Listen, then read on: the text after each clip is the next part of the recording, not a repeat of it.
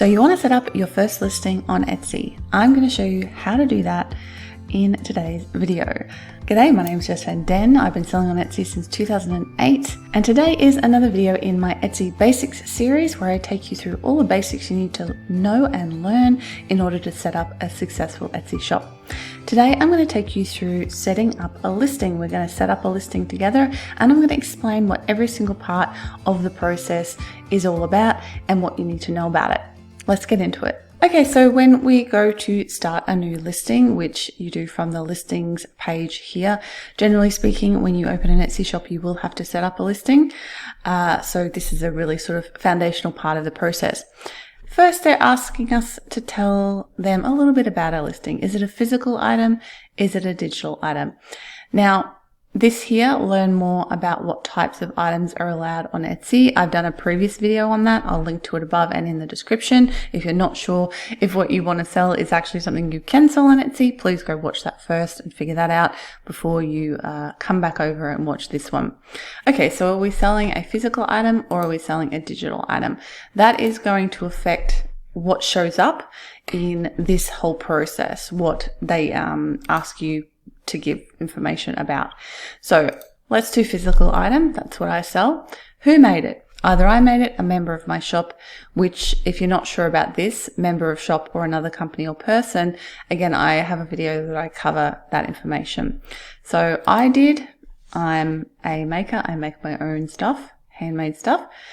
And what is it? Is it a finished product or a supply or a tool to make things? Because of course you can sell craft supplies on Etsy. So a finished product. When was it made? Okay, so here we go. We have lots of options here.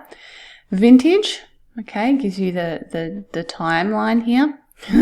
I can't believe before 2005 is classed as vintage. To me, that is hilarious. But anyway, that's the rules. Recently, so we've got another timeline, or made to order. So if you, like me, you put up a photo of a prototype, and then when somebody orders, you make the product and send it. That's when you would select made to order. So that is what I select. Now, production partners. I've covered this in a previous video, but just briefly, you can work with a third party to manufacture your items if you are the designer of the item. If you do, you have to list them in your shop as a production partner and make it very clear that you do not handmake the items yourself. So if you have a production partner, you need to have set this up first, and I cover that in the video that I mentioned earlier, one of the videos I mentioned earlier. I'll put a link below for that. And this is where you would click on that and add the information about your production partner. Okay, so they have information here about the policy if you need to know more about that. So you can choose here whether or not to show the production partner's name to buyers, but you have to put it in here for Etsy so they can see it. And then you'll put a little bit more information here and the location. And then this information here is only for Etsy. So they can vet and make sure that it's all legit.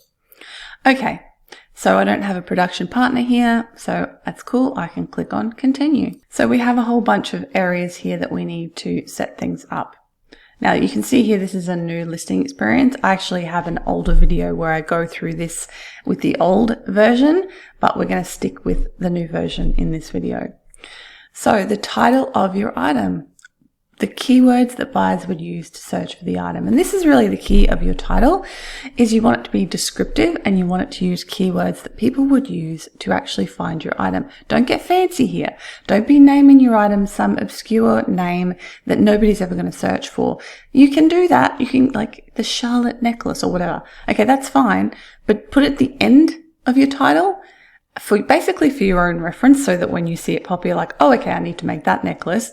But that is not what someone's ever going to search for. You need to type, you know, what's the description? What are the attributes? What does it look like? What's that made of?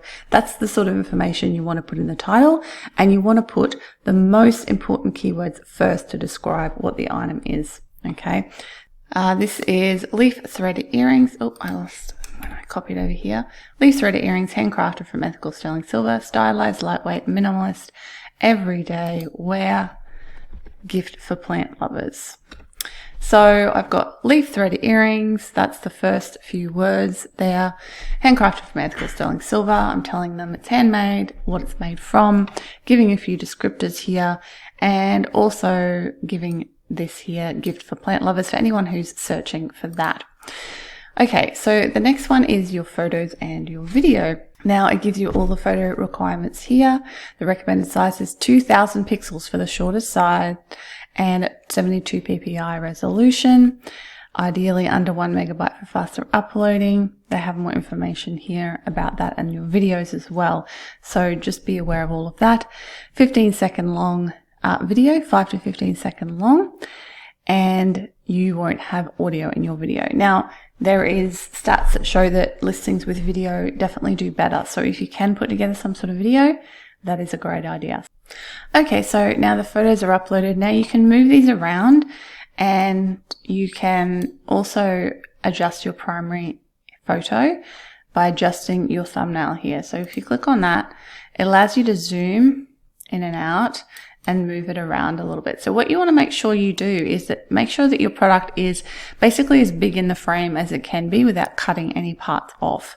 Okay, because you want it to be, when someone's searching, you want it to be as big and as obvious and as bold as possible. And that won't change what it looks like when they click through the listing. It'll show them the original photo, but this is for the thumbnail. Okay, so you want to save that. And here's, you can add alt text as well to your image. So this is a good thing you can do to increase your SEO and for people with visual impairments so that they, can search for it as well. And then you can adjust stuff in here as well. So let's just apply that and save it. Come back to here. So you can see I've also uploaded a picture of my packaging. Another thing I recommend people think about doing these days is actually uploading photos that have information from your description in them, because a lot of people don't read descriptions. They're actually kind of hidden on Etsy now, which is really annoying. So that might be something you want to do. If there's something really important in your description that you absolutely need to make sure your customers understand, make an image, a graphic image, very much like you see on Amazon or eBay, maybe a little bit more attractive than that, and put that in your images as well. And that way you'll make sure that people see the really important information. Okay, so let's go down to our description here. So you want to add, I'm just copying and pasting from my original listing. You want to add a detailed description telling them everything they need to know about the product. So in here I've got, again, I'm putting those keywords in the first sentence for Google search rankings. Again, talking about the perfect pair of rings for plant lovers. Just a really important part of information that they actually need to be inserted from the back of the ear in order to sit properly. And I show them how to do that in this video. So the video's got a practical purpose. I've got some measurements in here, telling them that they're getting a new pair, not the pair being modeled, and a little bit about the manufacturing process, where it's made, the eco credentials and so on. Shipping information, letting them know about shipping. Time frame for production, how they're going to be presented, and then a link back to my shop at the bottom. So this part here is the same in every single listing that I have. It's just like a pro forma that I copy and paste. The stuff above that, I sort of have a structure that I use. So, I use keywords to describe, and then I tell them the important part about, not being modeled. I tell them the measurements. I tell them this bit. So yeah, this bit as well is the same. So all of that's copy and pasted. This is usually also in there. And so you want to put all of that information in there. Basically, the point of a description is to tell them everything they need to know about the product and answer any questions they might have about the product before they need to ask them. Okay. And also answer any objections they might have to the product in any way, shape or form. So you want to make sure that you have done that in your description. All right. Personalization. So this is where if you want your buyers to be able to tell you about any sort of personalization, say you make something that you put, engraving or stamping or anything like that on there, or a different color, whatever it might be, they can put a description in here. You can write here what you want them to tell you, and then you have a thing here. So I use this for my rings. So because I'm in Australia, a lot of my customers are in different countries. I don't use a scale for my ring sizing, I use this personalization field and I say to people, please tell me your ring size and leave it in this field. And then they can tell me in whatever, because I don't know if you know this about rings, you probably don't, but in different countries, there's a whole bunch of different scales and you have to convert between those scales in order to make stuff the right size. So I get them to leave it in their own country's scale and then I just convert it. So you can make it optional or not optional, depending on the situation. So let's turn that off for this listing. All right, so now we're going to move on to price and inventory. Okay, so you can set price and how many are available. I do made to order. So theoretically, I can make this any number I want, but I usually make it like around 2. And the reason I do this is because most people will not buy more than 1 or 2. And also, I don't know if you've noticed when you're searching around on Etsy, but there'll be a thing that'll pop up under a listing like there's only 1 of these left, or, you know, in X number of people's carts, but there's only X number available. It's just kind of basically working on that sort of scarcity marketing tactic, just to make it, you know, the listing pop up and show up in people's visual field a little bit more, even though I can make as many as I want to. So I want to set prices. Now here in Australia, we have this domestic and global pricing. Okay. So that means I can set 2 separate prices. I can set a price for people in Australia and a price for everywhere else. Now, why this is important is because I offer free shipping, and I can't offer free shipping to the US for the same prices within Australia, because it's obviously vastly different. So what I can do here is I can set my Australian price, which is $55, which covers, you know, all of my costs, my shipping costs, my fees, etc., my profit. Okay.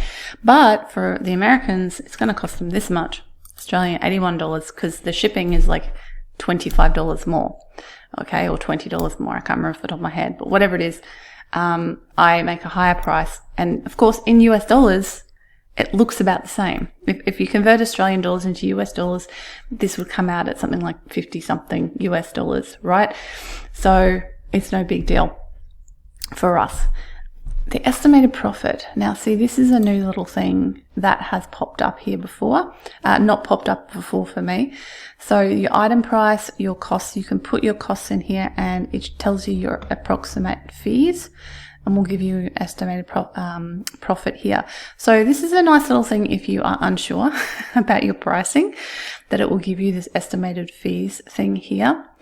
It gives you more information there, of course, but if you know your cost for the item, you can put that in here and it will help you to calculate a price. So that is a nice new thing that has been brought in that is new to me. I hadn't seen that before. Okay, so obviously I haven't put my costs in there and I don't remember them off the top of my head, so I'm not going to do that in here, but my profit will not be quite that high because I've got to cover the costs for this.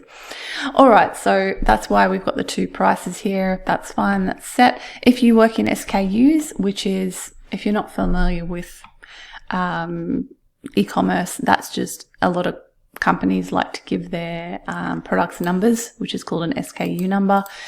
And that just lets you keep track of inventory more easily. I never bother because I don't have inventory. I make everything to order.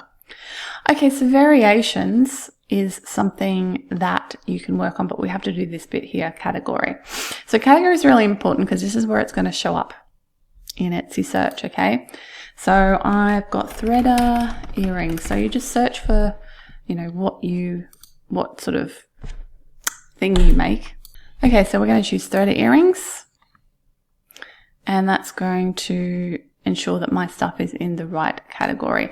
Now, the category that you choose is going to affect this information, the attributes information. It will alter depending on the category you choose. So if I chose like, you know, a table or something, it would give different attributes that you have to fill in here. And then physical item variations, now I can adjust that. Let's just talk about that quickly. A variation might be a color, a size, whatever you want it to be here. So here's some idea here. And of course, it's giving me ideas based on jewelry because that's what I've picked, or create your own. So you can add different variations in here. And when somebody goes through to your listing and has a look, they'll be able to choose between those different variations. But I don't have variations on this listing, so onwards. All right, so attributes. Now, the important thing about attributes to know is that they work as like keywords in Etsy search. So don't skip this over. Make sure to fill these in because it's basically like adding free keywords to your listing, okay? So you want to go through material. It's silver. Ooh, where's silver hiding? There it is. Gemstone. There's no gemstone. Primary color is silver. There we go. You can offer more than one, obviously. Secondary color, there isn't a secondary color. Show all attributes. So here's where you can put a length and a width in. So sizes, you can choose your unit here. And is it recycled? Yes or no. You have to make sure it's under their policy recycled. Sustainability, is it made by eco-conscious? So upcycled, ethical gemstones, recycled metal, that's what mine is. So I put that in there. And then you can choose all of these things: shape, setting, cut type, location, etc. So I'm not going to go through and do all this on screen with you because it's going to be different depending on what you sell. So anyway, long story short, go through, fill in all of these attributes and make sure that you have taken advantage of that. Yes or no, it can be personalized. All right, so tags. This is where I'm just looking at my other screen over here because that's where I have all my stuff. This is where you want to put in tags that will describe your product. Again, think what people will search for. And there's lots of different software and help out there about this. I have a free download, Etsy Keyword Brainstorm download. If you would like it, I will leave a link to that in the description below. And that will help you to brainstorm keywords for your listings on Etsy or anywhere else. So definitely take advantage of that. And if you still need more help, then you might want to use something like Sal Samurai or eRank or Marmalade or Allura. These are all software out there that help you to narrow down and figure out what the best keywords are for your items. But I won't go into too much detail about that now. That's a whole nother video, and I've got other videos on my channel about that. If you're interested, just have a look. But long story short, think and do the brainstorm of what people will use to search for your products. So I've got things like Australian made, because I want to capture that audience, handmade earrings. Now what you'll notice here is I'm kind of stuffing as many keywords as possible in because your tags can only be a certain length. Okay, so I want to get as many words in there as possible that people might put in a search box, even though they might not make sense as a phrase themselves. Basically come up with all sorts of things. Now remember, of course, you already have a title, you have that full of keywords, you have the beginning and the rest of your description, you have your attributes and categories. All of those things act in search already. So try to come up with some other things here, but do repeat your most key and most important keywords because that'll increase the relevance. All right, so materials. So this is where you don't bother putting your materials in your tags. You put them here. And you'll notice I've done a couple of different variations on sterling silver. Again, just because I can take advantage of the space to fit those keywords in there. Okay, so delivery. This is where you need to have set up your delivery profiles previously. If you haven't done that, you'll need to go do that. So you want to select your delivery profile, apply. Oh, apparently it will erase my domestic price and I will need to update it. Okay, that's good to know. So let that apply to my listing. This is my free delivery profile. Let's go back here to price and put back in a domestic price. Don't know why it's done that, but important to know. Okie dokie. Of course, I would have filled all that stuff in. Here we go. Now, tariff information. Okay, so if you are selling internationally to a country that needs this information, you can pre-fill it in here. Okay, so here's a little link if you need to know more about tariff numbers. I'm not going to explain it all here, but you need to look into that and figure it out. We just write it on the packaging. We don't put it in here because we don't buy labels through Etsy, but if you do, you need to be putting that in here. All right, so here's some final settings for your listing. Choose how the listing will display in your shop. So returns and exchanges, make sure you have a policy in place for this, which means you obviously have had to set up your Etsy policies. If you haven't done that already, that's something you're going to need to do. You can change the policy if you need to, apply this policy, and of course there's rules here about EU if you're selling to the EU. Shop section, this of course means that you have to have set up your shop sections. If you haven't done that already, it might be something you want to think about. You want to think about having sections that are searchable and that are obvious. And of course, the annoying thing about Etsy is you can't put things in more than one section. So make sure to pick the most appropriate section. So for me, that would be simple threaded earrings. Do I want to feature this listing at the top of my shop? Yes or no? Do I want to promote this in Etsy ads? Yes or no? You may still have to set up Etsy ads, but here's where you can toggle that on or off. And finally, do you want this to be an automatic renew? So when it sells, it renews automatically, or a manual renew. So we'll leave that automatic, and we're going to save that as a draft. And that's the basics of setting up a listing on Etsy. You can see there's actually a lot to learn and a lot to have figured out before you actually do the job of setting up your first listing. So make sure to go through this, take some notes. You might want to rewatch it again and just get clear on all the little bits and pieces that you need to know about and set up before you start your listing. And good luck with it. If you have any questions, leave them in the comments below. Give this a thumbs up, a like, and make sure to subscribe if you want to see my future and past Etsy basics videos and all my other videos on how to have a thriving and profitable handmade business. And of course, don't forget to go grab a copy of my Etsy keyword brainstorming list to help you figure out the tags you can come up with for your product. I hope it helps. Catch you next time. Bye for now.